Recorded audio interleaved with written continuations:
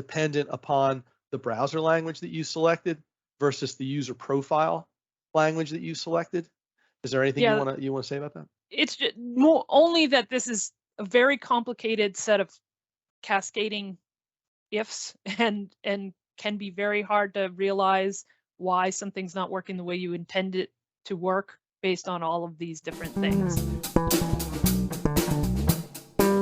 So today we're going to talk about multilingual, making your intranet multilingual. Sorry for the stretched text in this one, UX people.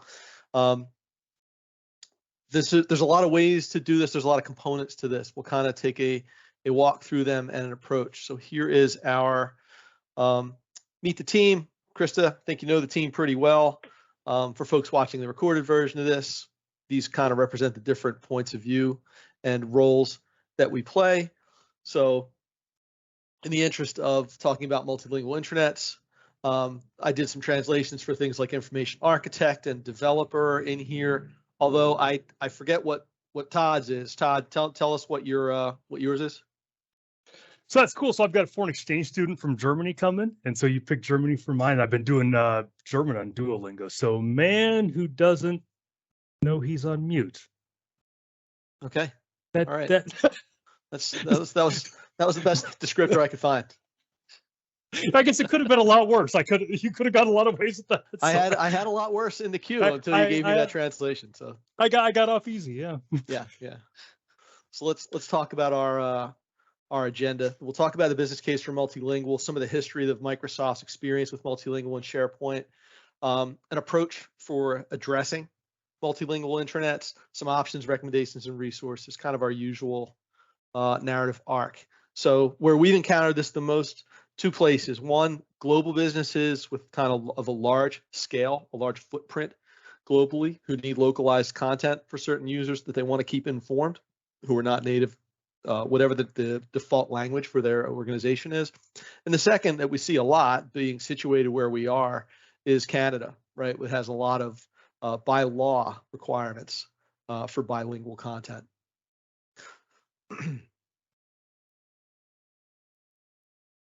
A little bit of history about multilingual and SharePoint. It's been there for a long time.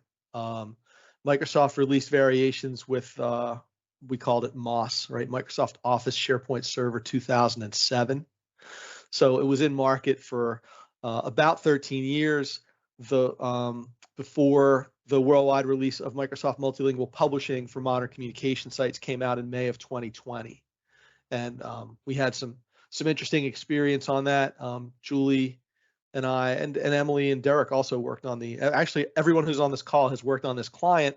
We had a client implement a multilingual intranet in January of 2020. So, or was it 2020? Yeah, it was 2020, Julie, that we did that. So we had to work closely with Microsoft to build something for that client that was gonna align with what Microsoft was doing. But we got some really good interaction with the Microsoft product team about multilingual publishing in SharePoint as a result. So I wanted to add, in 2007, the job that I was at, I was doing some training modules, writing them for Microsoft. And when variations came out, they wanted that to be added to the module, and I couldn't get it to work. And so, I'm not very smart, so that's not a big deal. But I went back to the program manager for that and said, here's the demo that the training folks want to be in the training. He's like, yeah, that doesn't work. You can't do that. I'm like, well, what's this for? So we ended up having to drop it because it just didn't do the things that Microsoft themselves wanted to do. It was those are dark days. And you'll see there was a window in there when there was a PnP multilingual solution as well that was out there in preview to kind of help bridge that gap until the worldwide release of the multilingual publishing. Like a lot of things in SharePoint, the legacy multilingual stuff was more focused around subsites, variations. And subsites, as opposed to the new ones where, and I don't have an architectural diagram in here, it's in some of the reference materials, where we're just talking about language folders in the site pages library for communication sites that are set up when you enable multilingual and then specify the languages that you want.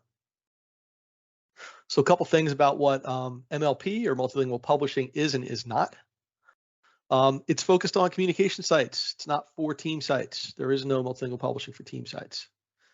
We talked about the folders versus the sites and subsites.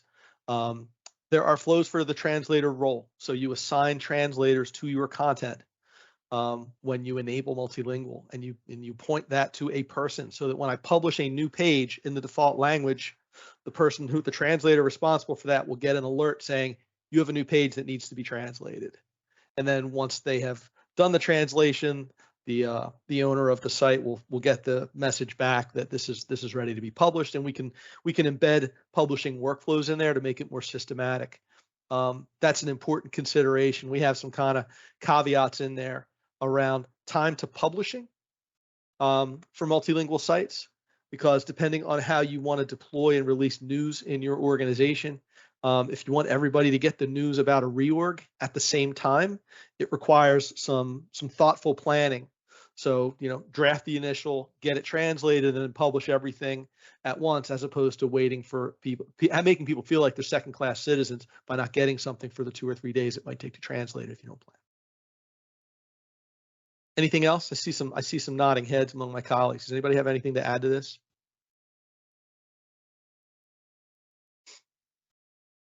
The multilingual publishing in SharePoint is one component of making your intranet multilingual. There are others that wrap around it. So we'll talk about them in our approach. Probably not a surprise to you that we took a maturity model approach to look at multilingual capability. So most of you, if you've been on these calls with us before, have seen the maturity model for M365. You know that we're big devotees of the maturity model approach. So on a recent engagement, I had the opportunity to kind of apply these maturity levels to multilingual capabilities.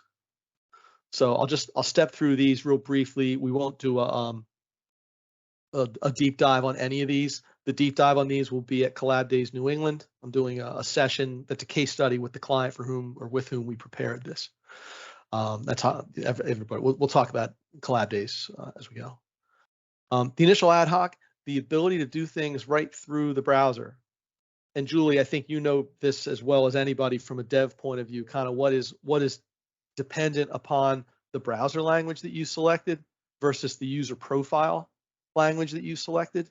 Is there anything you want to say about that? It's just only that this is a very complicated set of cascading ifs and can be very hard to realize why something's not working the way you intend it to work based on all of these different things. We often have this problem with learning pathways questions, which is a multilingual solution. And so people will be confused on why the web part is showing one language and the page is in a different language and how it all ties together. But essentially, it's a cascading if between the user's settings in their profile, so Delve profile, user profile, service profile, where they can specify what language is multiple that they want and what order of preference they want. The browser itself, the browser client they use, Chrome, Edge, whatever it be, has its own set of language specifications. And then the site collection itself also has a language, default language set to it, which is selected upon creation and cannot be changed.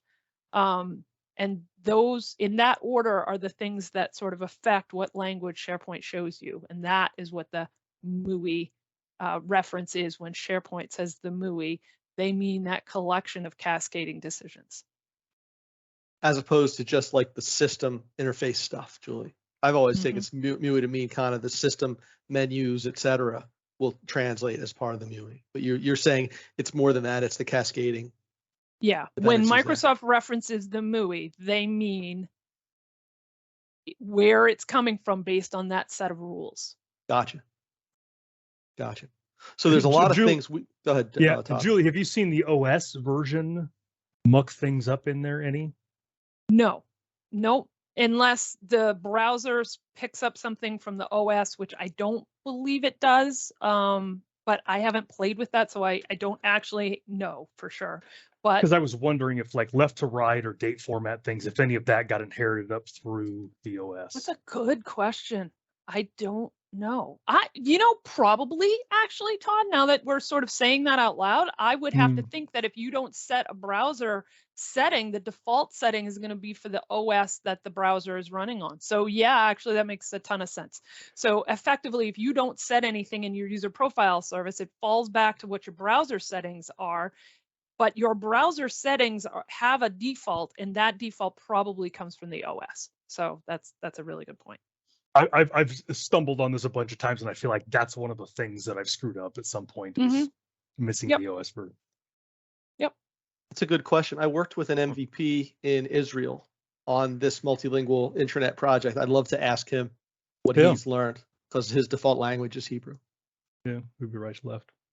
Before we go into the other levels here, we won't spend a great deal of time on that. I just want to stop and ask the folks on the call, is anybody currently working in a multilingual environment on their intranet? Is anybody on the call today doing that?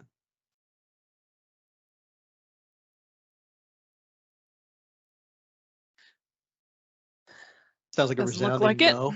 I think that's a resounding no. I think it's not real common. So. Yep. Okay. The multilingual publishing we just talked a little bit about, the level 200, the ability to manage your term stores if you're using term stores and term sets for managed metadata across the enterprise. You can translate them as well. The level 300, we start to get into translation. So I can do multilingual processing or multilingual publishing without any sort of machine translation. We're a little spoiled, those of us who've been using Yammer for years. Kind of has this nice, very friendly one-click inline machine translation. We don't have similar for SharePoint today. I would never consider the people who've been using Yammer spoiled. Like, that is a phrase. Like, those of us who've been using Yammer, we've been spoiled.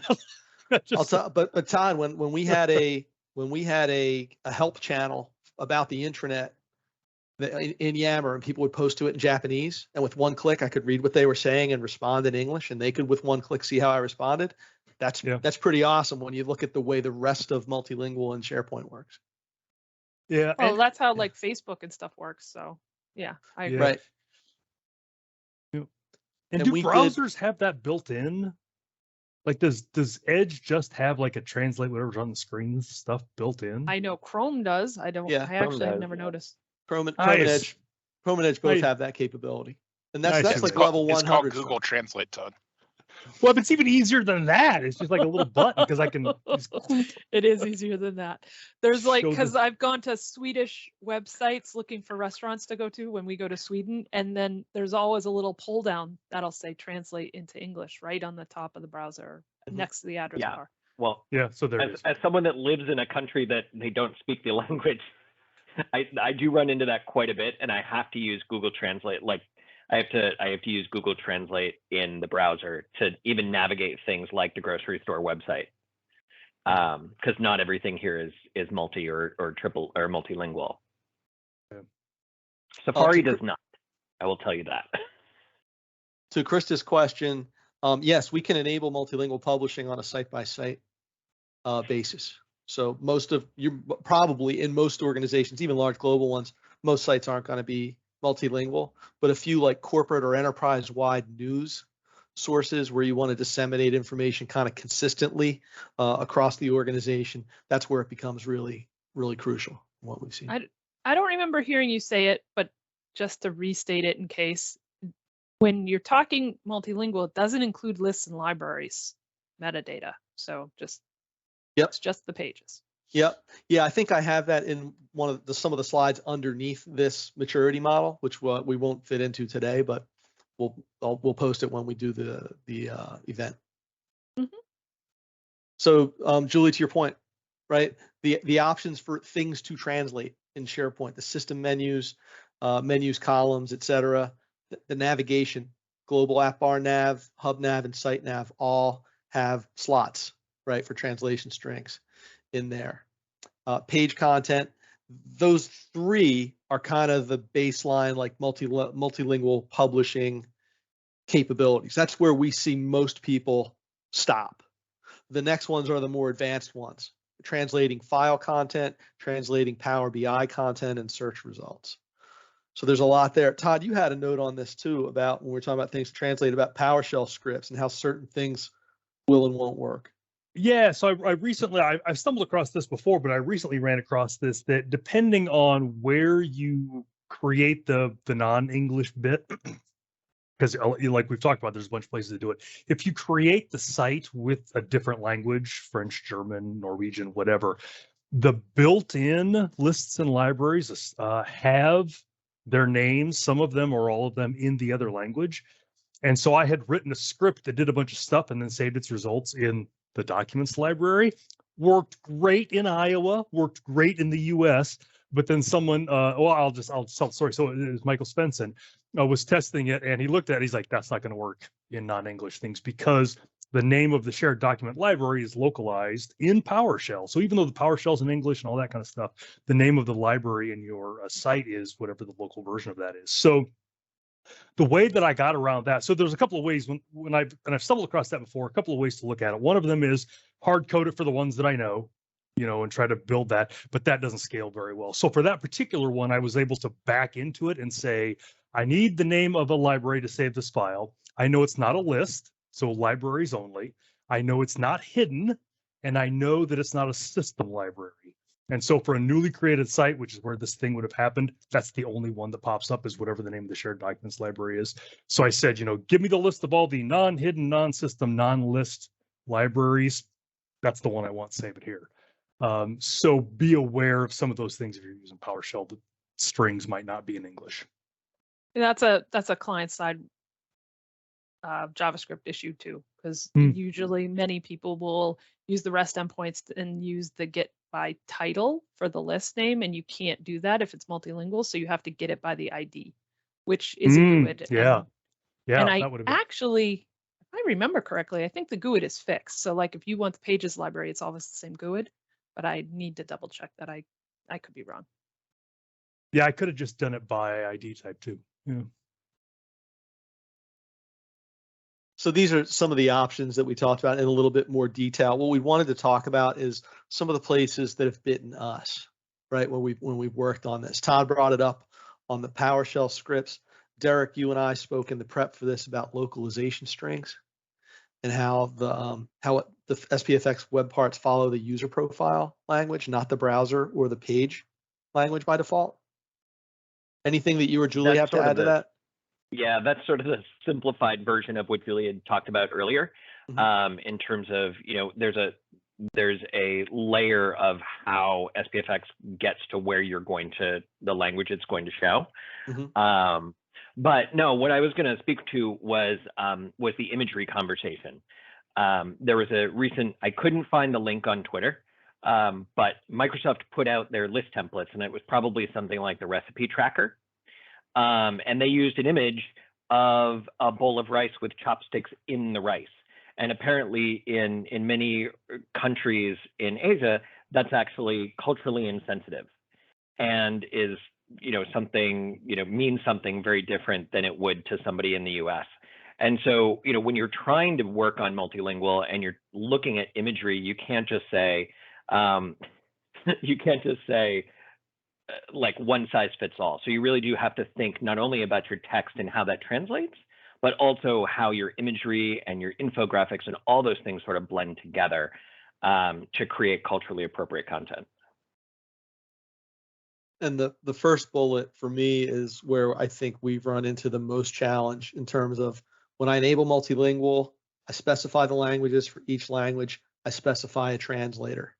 So is that a professional translator who is dedicated to that and can turn things around on demand? Is it my managing director in Malaysia who does this as a side hustle when she's not running the business or doing her day job?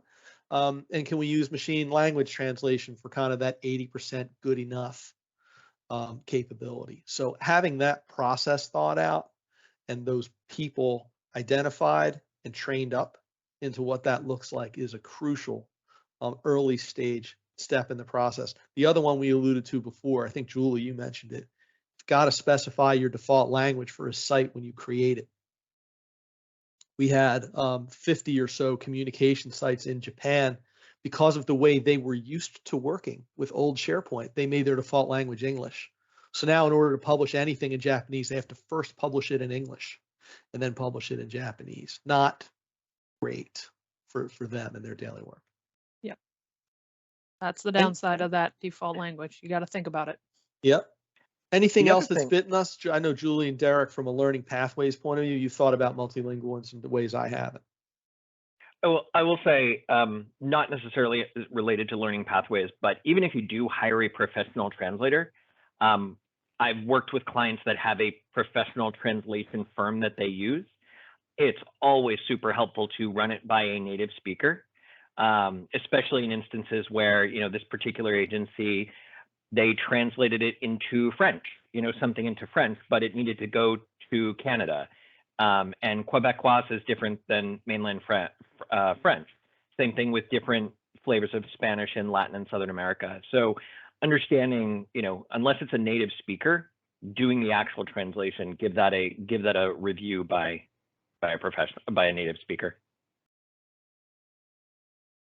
I mean, so to address the last bullet there, the localization strings, one of the sort of downsides of the multilingual experience with relation to custom solutions is that the localization strings for whatever customization you've done pick up the user's MUI. And so this is why I said earlier in our conversation that when you say MUI, it in terms of SharePoint, it means that cascade of decisions. So the web part or the application extension or whatever, which has a set of localization strings, the localization it picks up as the MUI has zero to do with the multilingual page that the user has selected using the page selector. So there's a UX element when you have multilingual pages turned on in SharePoint Site Collection that allows you to switch to the different translation of a page away from whatever the default language is. That page, if it has a web part on it that isn't web part on it that has localization, it's going to pick up your default MUI, not the language of the page that you are on. So that's a complicated thing. To a couple of the questions in the chat, Mark, good point about kind of US English, UK English. Most large global orgs that we work with have kind of a global style guide so that they know that the language and style that they're going to use on their intranet, they're going to spell color or flavor the American way, right? Or the British way, or the non-American way. So generally that's part of a style guide, but there are definite language translations that can be done and should be done for variants as well. The other question for Krista was, are there options for translating alt text on images? I'm not aware of any automation there. For me, that would probably be a Control C, Alt Tab, paste into Google Translate, bring it back in. But I'm not aware of any sort of. I suppose if I have a separate, if I have an English language of a page and a Spanish language copy of a page, I can have its own alt text on the alternative language page, but I don't think I can have multiple translations of alt text on a single page. You can't, correct? and that's the answer. It's the page level, right? This is where all this lives. Yep. Okay, just had to talk through that. Thank you. Not a whole lot more here. I have a few resources that are kind of leave behinds if you want to dig in. When Multilingual Publishing first came out, I did a presentation that goes into a lot more depth. There's some great Microsoft content here. The machine translation service for SharePoint went out of support last month, I believe. So I don't believe there is any definitive out-of-the-box machine translation service that's just an easy snap in to SharePoint. Like we know Azure Cognitive Services offers this as a service you can hitch a ride on. I don't know of a lot of places that have successfully done that in line with SharePoint page content. Yeah, mainly because that's manipulating the DOM, and it's something you do not want to do with a custom solution in SharePoint. So yeah, that's a no-no. Yeah, and it's Julie, a very hard thing to do. I know the folks at PointFire reached out to you early on when you were building, the pre-Microsoft multilingual version, and that's who got connected to us for Collab Days New England. They're an ISV based in Canada, with an out-of-the-box multilingual solution that does include machine translation elements. When I researched them and I looked at their website, I saw a lot of classic sites. So I kind of discounted their ability to execute against modern. They tell me that they have fully kind of refreshed and modernized their capabilities to work for modern sites. So I can't warrant it, but I'm interested in it, and they're going to be at Collab Days New England as a sponsor. Yeah, and absolutely it can be done, but you are manipulating the DOM, and since Microsoft gives you no other way to do it, I mean, and if you need a solution and there's no other way to do it, that's a way to do it. But you have to then understand, and this is where a company who wants to dedicate themselves to doing this, they've got to watch that the DOM, essentially like every day, hey, has my product broken yet? Has my product broken yet? Has my product broken yet? It's probably not that drastic, but that's the point, right? That Microsoft can change the page layout and what it's doing on the page at any time, and they don't have to tell anybody. And that's sort of the end of that. The dragon doesn't have to breathe fire on the village to destroy it. It can just get distracted and wipe out the whole village with its tail and not even know that it did it. And honestly, that has happened. And I have, being in a position of a sort of an insider thing, had listened to conversations when they did publicly change the DOM and then had to quickly roll it back to help some very large ISVs who basically had their products broken. So it is a thing. One other thing that I wanted to mention, it's sort of outside the scope of this, but a couple of months ago, my family and I went to Europe and went to a couple of countries where we didn't speak the language. On your smartphones, both Microsoft and Google have translation apps that are really amazing. And so I think they both do this now, but I think I mainly use the Microsoft one. It's got like a camera mode where you can point the camera of your phone at text in one language and it will translate it on the image for you. So that's great for menus and things like that, but it also works for web pages if you're sitting at your desk and you want to do but though, I mean, they are amazing. If you used them like 15 years ago and thought they were terrible, they probably were, but these days they're really great. So you can download those and play with that too. They're really good for some languages. All the Romance languages, yes. Yeah, and the other thing is, like, it's like my GPS or anything like that. Like, it is not the word. It is piece of information that I use to make a decision. I would never assume that it's 100% accurate. Yeah, that app saved my bacon in Japan, Todd. Kept me out of a lot of trouble. Yeah. And so I went to Korea, I don't know when it was, before all this stuff happened. And like with languages that use the Roman alphabet or the Latin alphabet, even if you don't understand the language, you can kind of in your head put some sounds together so you can recognize stuff. But when you get into Asian countries, you can't do that. And so we got lost in Seoul one day, and like I couldn't recognize streets on road signs. So like we were driving around in a circle. I'm like, I think we went to the place with the circle and the line before, but it might have been. Yeah, it's so I would have loved to have had that. Couple of leave behinds in addition to these resources, just places where we're going to be. I'll be doing the client case study on this. 2 weeks from today, we're going to talk about OneDrive and Sync. That's probably a bit more Todd and Mark in that one. EduCon Chicago's coming up in about a month's time. And then Collab Days, we're under 2 months before Collab Days is happening. If you haven't yet and you're a dev who cares about M365, check out Julie and Andrew Connell's podcast, Cloud Dev Clarity. And Emily, recent Microsoft Spotlight. Do you want to talk about that? I know Todd, we bumped Todd off the headlines, right, from the IntraZone thing. He's old news now. Yeah, Microsoft Spotlight just released a podcast interview that I did with them yesterday. Oh, awesome. All right, so we're podcasters now, apparently. Any other questions? I see we've been asking and answering in the chat. I'll open it up. Anything else?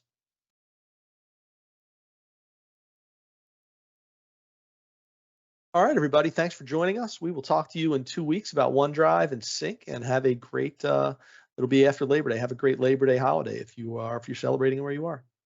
Auf Wiedersehen. Ciao, ciao. Hi, everyone. Bis später. Thank you so much for joining us this week on Ask and Praxis. We love getting your questions or session ideas.